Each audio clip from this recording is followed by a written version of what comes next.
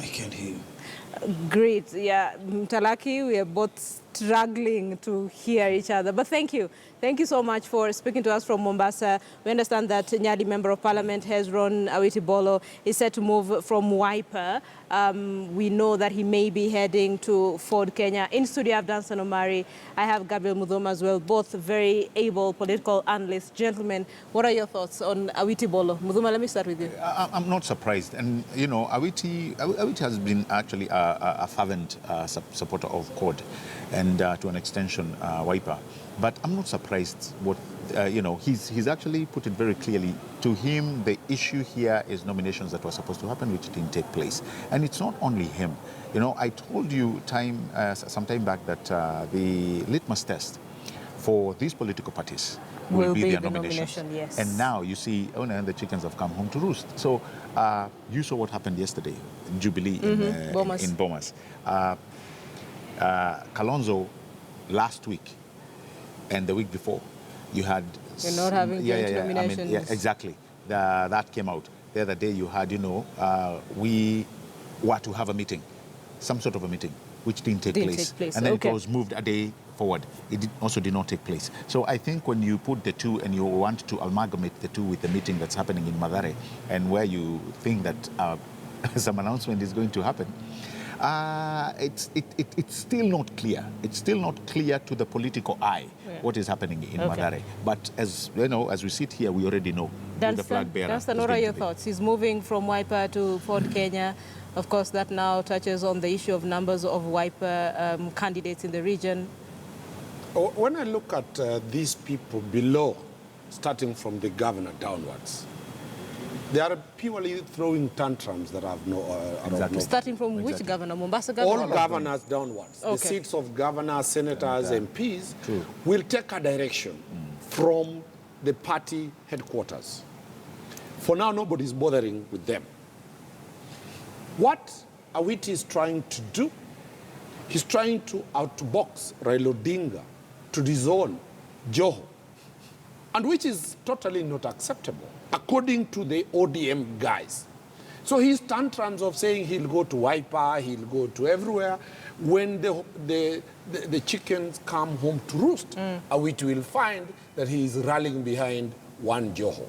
When you look at a guy like Hassan Omar, the senator, all those people have no issue. The people to fight in Mombasa is Sabar from Jubilee and JOHO from NASA. So what he's trying to do, he wants to attract attention. When he's called to the party headquarters, he's told rally behind.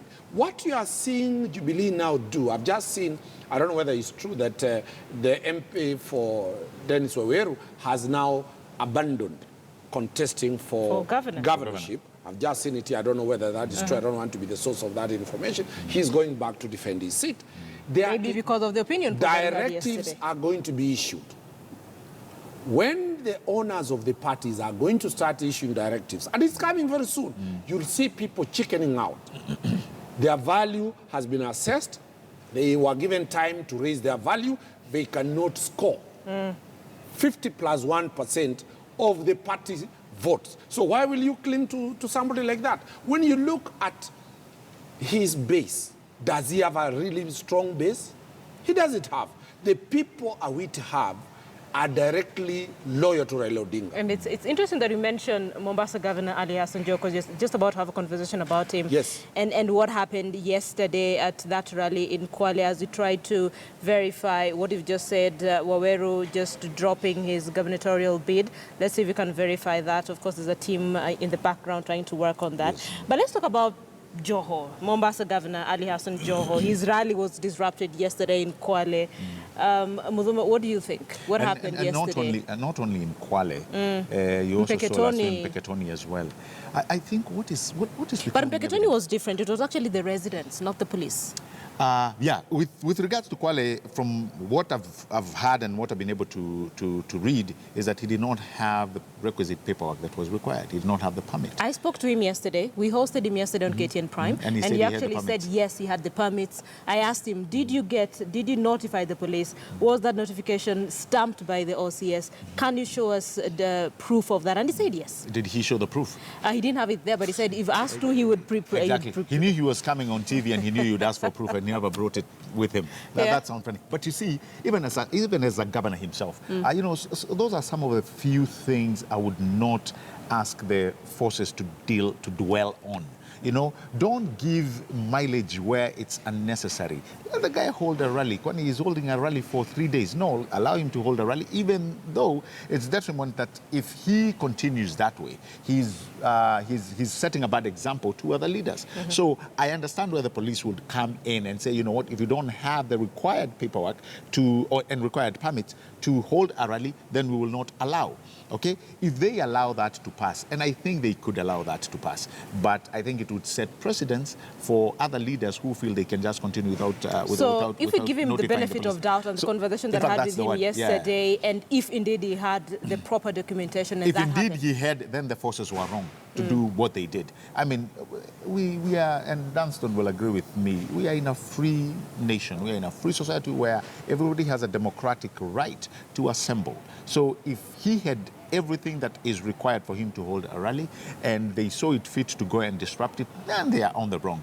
And matters should be taken according to what the law stipulates. So I think they are wrong to have done what they did. But on the other side, if JOHO is again playing politics by, you know, not having what is required, he feels he's so macho that he can come and, you know, run the show in Kwale, then I also think he was wrong. Yeah. Dunstan, what do you think about what happened to JOHO yesterday? I spoke to him yesterday and he said he got all the permits. And meanwhile, as we have this conversation, the pictures on your screen are live from Mathare. That's where we expect NASA leaders to hold their rally here in Nairobi. They say they will make a major announcement. We're still figuring out whether that announcement will be. Both analysts in studio say they highly doubt that it's going to be about the presidential flag bearer. Let's see how it goes. But for now, we're having a conversation about Mombasa Governor Ali Hassan JOHO and his rally that was disrupted yesterday by the police. Dunstan Omari, what are your thoughts? He says he got the permit as per the law. As a lawyer, I strongly believe, and I took an oath to defend evidence. JOHO has not produced any evidence. Thank you. Remember, this is not the first time we have had problems of rallies, counter rallies. Right.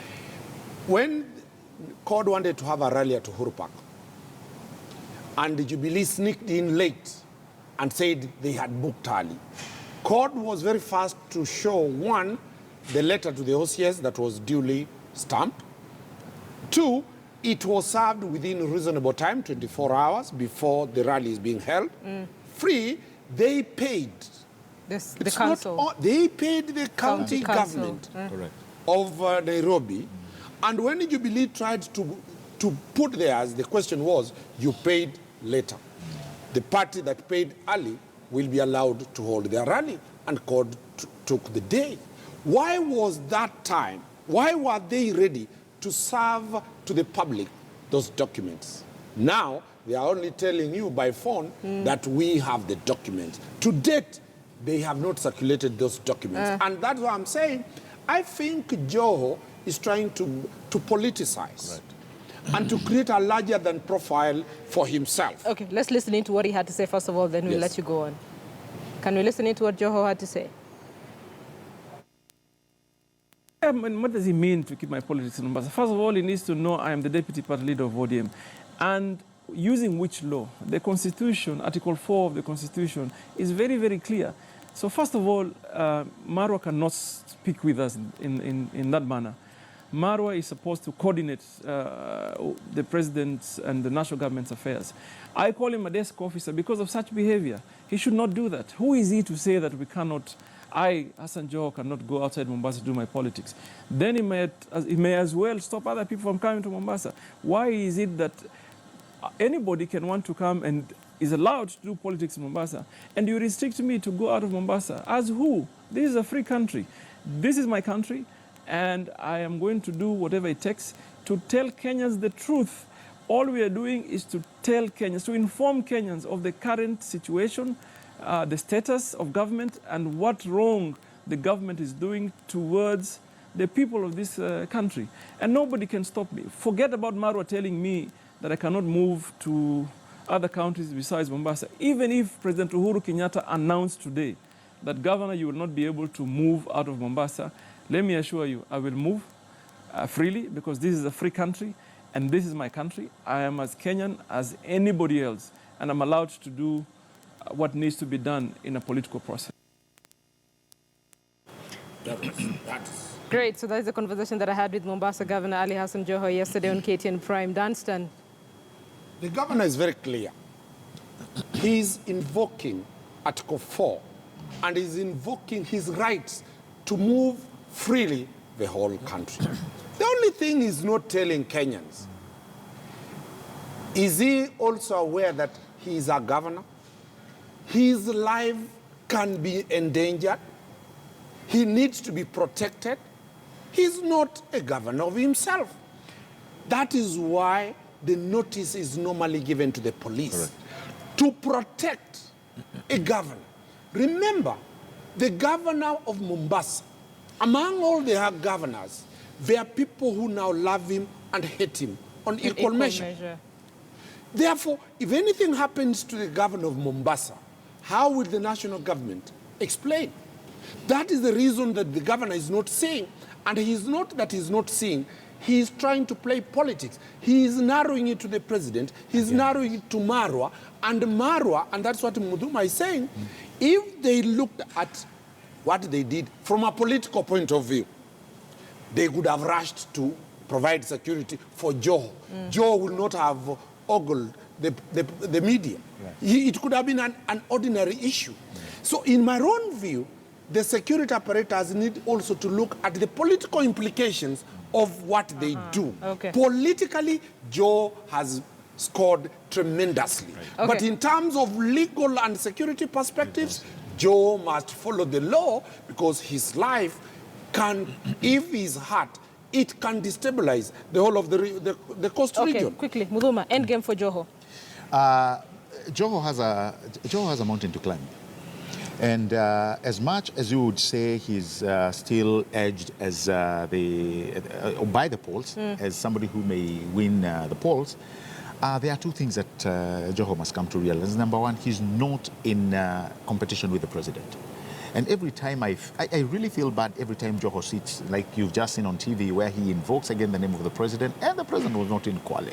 You know, he's invoking his rights, and like Desmond has said, he's invoking his rights, which are guaranteed by the Constitution. But at the same time, he does not want to follow the law. So who's fooling who? You know, you are the governor. There is the law stipulated. Follow it first before you come and tell us that you have rights. All right? When you say, even if the president say that for me not to move and be contained in Mombasa, I'll still go. Those are emotions acting without the benefit of intellect. And for somebody like JOHO, who knows he has a political career, the best I would do is know at this point. If I was to advise JOHO one-on-one as a friend, I'll tell him, you know what, sometimes you must know where your suit, I mean, somebody says you cut your suit according to your size. Know where your size is. Please, the president is way out of your league. Unless you want to get cheap political mileage, the president is way out of your league. Okay, let's focus on the NASA rally that is happening in Mathare this morning. Let's bring in Nick Kwamboa, who's covering that for us. Nick, good morning. How are the preparations going so far? Thank you very much, Linda. And right now we are in the Masinde Muliro grounds here in Mathare, whereby we are expecting the four NASA core principles, that is ODM Raila Odinga, Wiper, Kalonzo Musyoka, ANC Musalia Mudavadi, and of course Moses Wetangula, who will be arriving here to begin their rally at around 20. As you can see, Linda, just behind me, supporters coming in. They started coming in as early as 10 a.m. As you can see, they are flowing in, each and everyone eager to attend this function. And of course, there are many expectations today, and every Kenyan or every NASA supporter is expecting today is that the NASA is going to give them the candidate who is going to run up for the 2017 August polls. And right now, Linda, I'm joined by some of the supporters who are going to explain to us what they're expecting this day. Kindly just stand a bit so that we may communicate. What is your name and what are your expectations today's NASA meet today? My name is Ernest Tashinda. What I'm expecting the government to do, the coming government is NASA, of course. We would like them to bring us a good job, security, food, shelter, clothes, and what have you. Roads will also be there. Yes, and today NASA is meeting here in Masindo Muliro Gardens. What are your expectations as a NASA supporter? Because right now we still do not have a candidate. Who is your preferred candidate today? What I prefer from them today, since we are here in the Masindo ground, we like them to give us a candidate whom we are going to support for the coming election, general election. After which we go to do the changes as per the government is concerned to come. Yes, thank you very much. And still, I have got some more supporters. Kindly just come near here who are going to explain to us what they are feeling about today. What is your name? Thank you very much. My name is Maureen Ogara. First of all, I'm coded. Niko ndani ya NASA. Okay, my expectations in NASA, I expect that those three leaders, Raila, Kalonzo, and Wetangula, they come to conclusion and they decide whom will vie for that seat. Our prayer is they come to conclusion and they let Baba take that seat. In the August polls, do you think that NASA maybe is having a good strategy that is going to help them win the elections August? Definitely. I believe that NASA will bring some changes because right now those aspirants promised us so many things, but we have not seen. They've done part of it, but in other part they've done nothing. So we believe that NASA will bring change and will change this nation. And that's my prayer. They come together, they bring change, we do big things. Yeah. Thank you very much. Linda, those are just some of the views from some of the NASA supporters right now in Masinde Muliro as they are attending this function. The leaders will be here and the rally will be beginning at about 2 p.m. whereby we are expecting all of them to be present. Back to you, Linda. Nikomboa, keeping an eye on what's happening at Masinde Muliro grounds in Mathare. We expect NASA leaders to be there. Some of the supporters there saying they hope that at least there will be that announcement on the presidential flag bearer for NASA. Muduma, you don't think so, do you?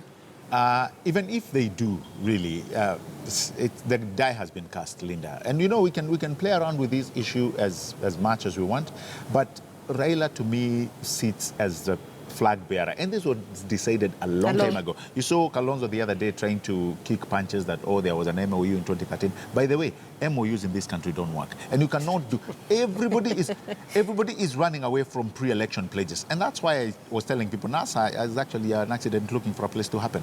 Because you are waiting to be told what you already know. It is funny. It is funny. You know very well you're not going to be the flag bearer. You are even not sure whether you're going to be the deputy, to deputize him. And then after you deputize, what happens to the other two? That's why, to me, there's an imminent fallout. But I am not really being negative about NASA. I think they came together. You know, their coming together was based on good spirits.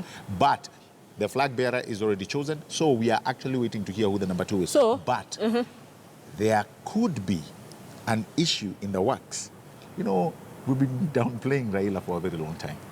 Raila is known to pull a fast one. I'm not saying he can. Did you just have a conversation with Danstan? Because that's the same thing Danstan was saying earlier. You never know with these politicians. If Raila today, by an angel sent, I don't know from where, if he woke up and just from the blues just said, Mudavadi Tosha, my good friends, you are looking at Jubilee spending sleepless nights. That would be a spanner in the works. Because, again, if you follow Lydia Di Matteo, in her book, he writes, confusion even in itself is a serious strategy in politics. Okay. So don't rule out that one. He may be holding that one card. Last card. And according to the political crystal ball, that can change things for Jubilee like you've never seen. I'm telling you, it would give them sleepless nights. Free advice. Oh, no. It can happen. I'm just telling them. It can happen. It can happen. Listen, the other fallout that we expect, you remember the other day the president talking in Kisii, and he touched a little bit on post-election violence. We're coming back to that because I need to pick your mind on that. Danson, about presidential flag bearer? All systems are geared towards it's either Raila or Raila Odinga. Yeah. But in his book, he calls himself an enigma. An enigma, correct. He's one person that really can do anything. In some of his famous utterances, as he puts it clearly, he has said he can go and sell mandazi in Kibera. True. He sold those mandazi by joining KANU. Okay. He dissolved his NDP and joined Baba na Mama party. He walked out with the Matumbos of Baba na Mama party. And 2002, who was the casualty? One Uhuru Muigai Kenyatta. Right. So the question that I'm not yet convinced, does he have the same capacity he had by destroying Uhuru Kenyatta in 2002? Can he repeat the same trick in 2017? Is Uhuru Kenyatta going to sit and wait for a second discipline from Raila Odinga? That is the question that I'm yet to answer. That yes, he can say Musalia Mudavadi. Yes, he can say somebody else. What will be the counter reaction from Uhuru Kenyatta, from Jubilee? Don't they have the capacity to have read that Raila Odinga can do anything for them to lose the job? Where Raila Odinga is now, he can name anybody. True. He's ready to release whatever it is. Is Jubilee prepared for that eventuality? So that is the question that I say, that for now, all systems favor Raila Odinga. Two, if Raila Odinga gives Musalia Mudavadi, and God forbid, Musalia Mudavadi loses in August, what will Raila Odinga's influence be in this nation? Remember, Raila Odinga today controls almost half, if not more, counties. True. More, actually. He has more counties than Uhuru Kenyatta. He controls almost half of this nation. If NASA loses, will Raila Odinga agree to go back as a villager?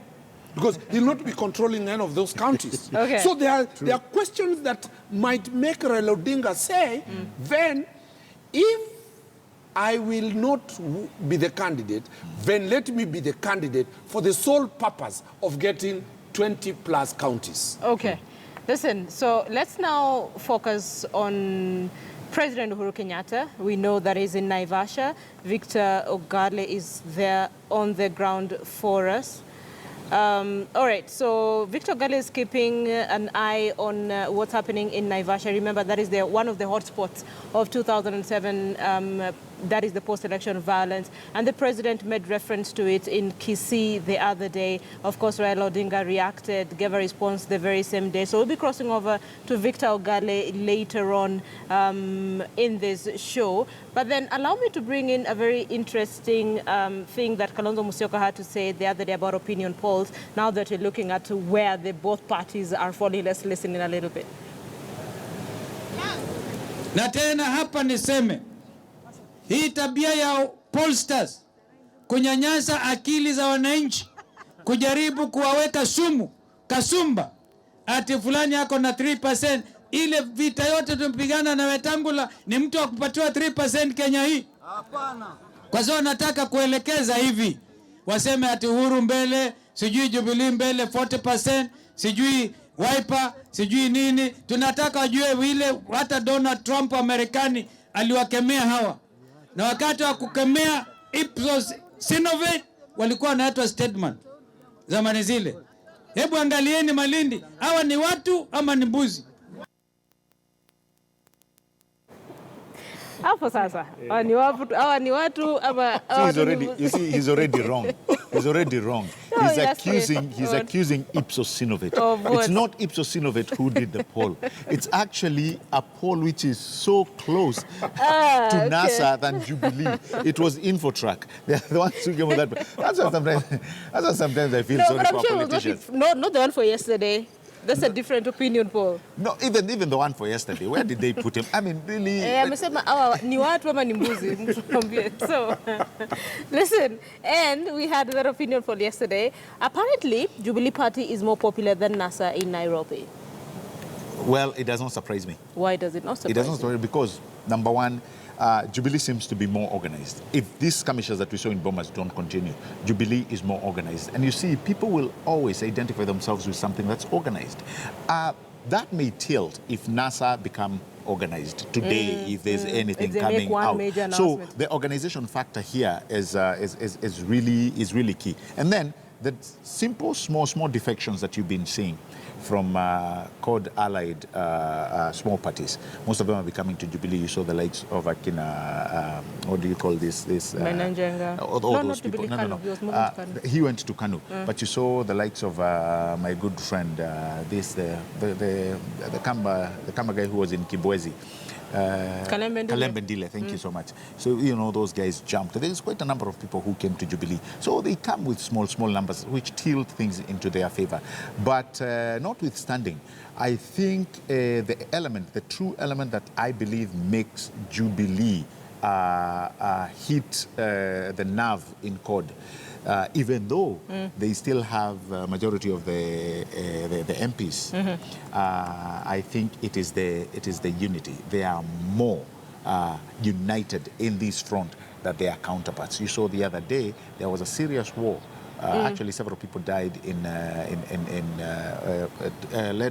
TJ led Kajuang people and Ongaro. Yeah, we heard about that. Listen. In Ruaraka. So those are some of the few things that are making people run away. Okay. The other thing, really, in the grand scheme of things, the issue of nominations.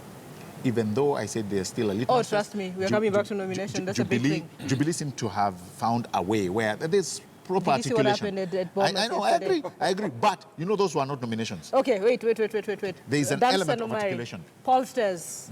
We all got it wrong in the US election, and everyone said for once, pollsters have just misled the entire world.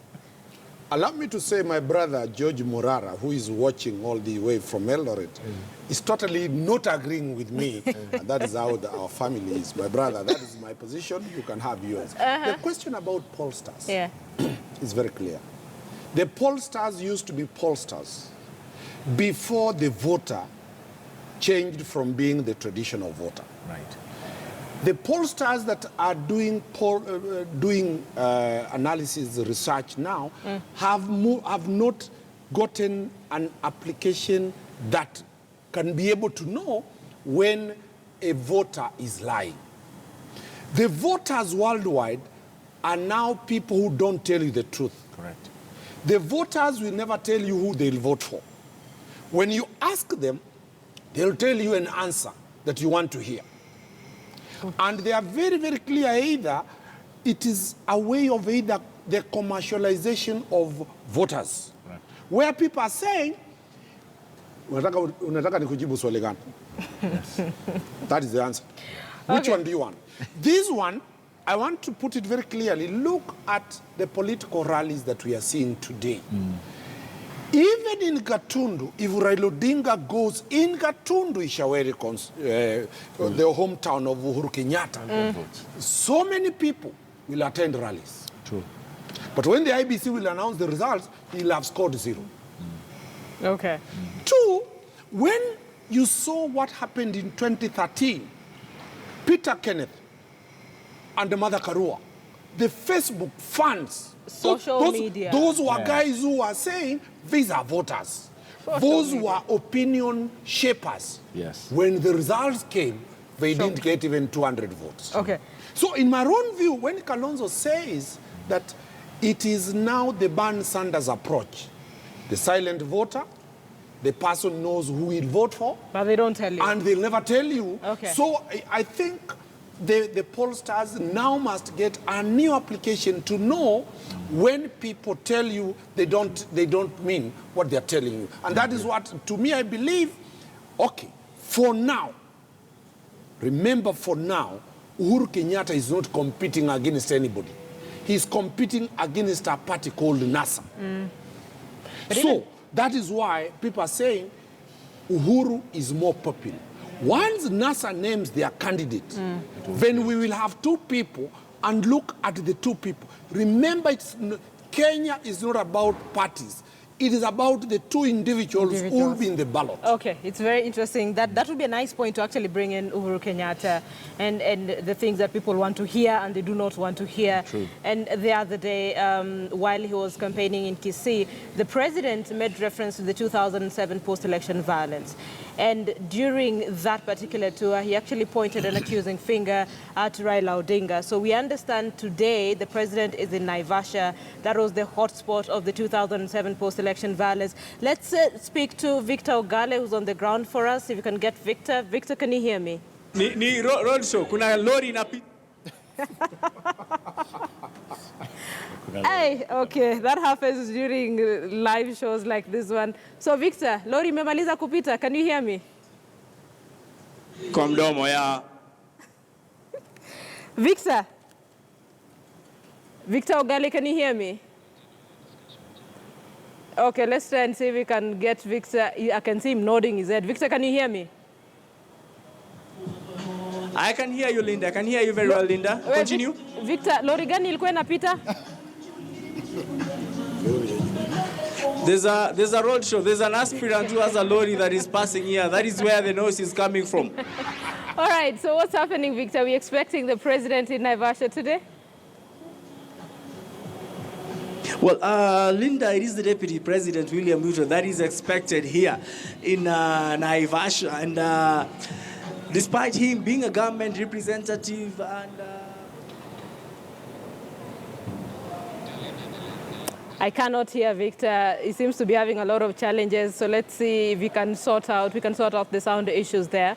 But while we are waiting to see if we can fix Victor's mic and get to understand what is happening in Naivasha, initially we expected President Uhuru to be there. Victor says it is the Deputy President. And now that's very interesting. As we line up that bite by President Uhuru Kenyatta on who is responsible for the 2007 post-election violence, you need to remember the history that is associated with Naivasha. So we'll cross over to Victor in a bit. But for now, let's listen to what the President said about 2007 post-election violence with respect to NASA co-principal Raila Odinga.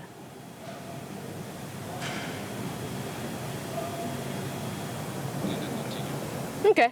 So we'll get you that bite in a few minutes, what President Uhuru had to say about 2007 post-election violence. We understand Deputy President William Ruto is on the ground for us. We're also trying to keep an eye on Victor Ogale as well. He'll be telling us what is happening there and what sort of conversation they will have. Danstan Omari, the 2007 post-election violence, is it a conversation that should be revived now? There is an argument that anyone who brings in this conversation into perspective, especially now, is playing on the emotions of Kenyans, putting in mind what happened. What are your thoughts? Kenyans never vote on issues.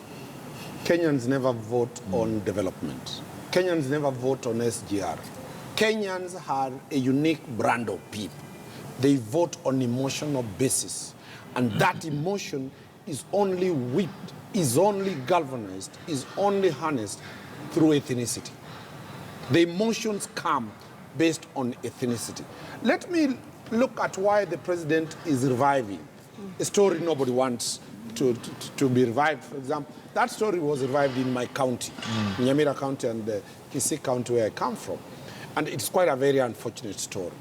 But the president has been forced to raise this to counter the propaganda of the opposition that has consistently raised equally emotive issues. The president cannot have audience in the larger Ma community simply because Raila Odinga has always been there reminding them of the TGRC report. That is an emotional issue. Raila Odinga and CORD and NASA have been in court reminding people of the historical injustices and the question about land. So the opposition cannot then raise emotional issues and tell the president he cannot also revisit this emotional issue. Because the president has learned that for 4 years he has told people, and William Ruto has told people, that we have put electricity, we have put SGR, we have put the tarmacs, but people are asking emotional questions, and they are going to vote based on emotions. Okay. So in my own view, the president in 2013 succeeded to be the president when he went for politics of emotions. Right. The president has come back in 2017 having realized bitterly that Kenyans are the same people, so he must now raise emotions. Look at the timing. They were in Kisii. There are very many IDPs there. Correct. Oh, yeah. They're in Naivasha today. Correct. Naivasha was the epicenter of the issues. They will definitely be going to areas to remind the people that the story that we told you in 2013 is still the same story. Okay. And the president will go back. All right, let me to see State House. Bram